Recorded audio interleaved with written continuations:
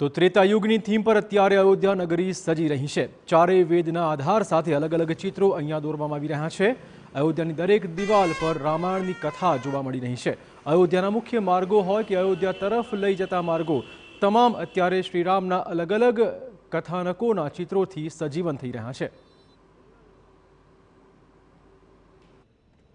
અયોધ્યા અત્યારે ત્રેતા યુગની થીમ પર સજી રહી છે। રામાયણના દરેક પ્રસંગને અહીંની દિવાલો પર કંડારવામાં આવી રહ્યા છે। ન માત્ર અયોધ્યા પરંતુ અયોધ્યા તરફ જતા દરેક રસ્તાઓ તમે દ્રશ્યોમાં જુઓ, આ જે આખો માર્ગ છે અહીં અલગ અલગ પ્રસંગો જોવા મળશે અને ખાસ તો એ કે જે અત્યારના પરિપ્રેક્ષ્યમાં બિલકુલ સચોટ બેસે છે। પ્રભુ શ્રી રામ અને માતા સીતાનું વનવાસ બાદ આગમન અને જાણે દીપોત્સવીનો ઉત્સવ અયોધ્યામાં થઈ રહ્યો હોય એ પ્રકારનું આ ચિત્ર છે અને ખરેખર એવું જ ચિત્ર 22મી તારીખે સર્જાવાનું છે।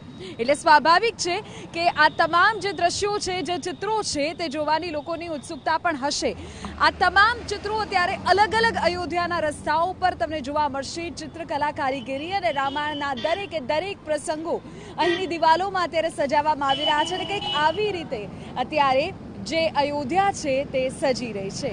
કેમેરામેન નટવર પરમાર સાથે બીદી TV9 અયોધ્યા था।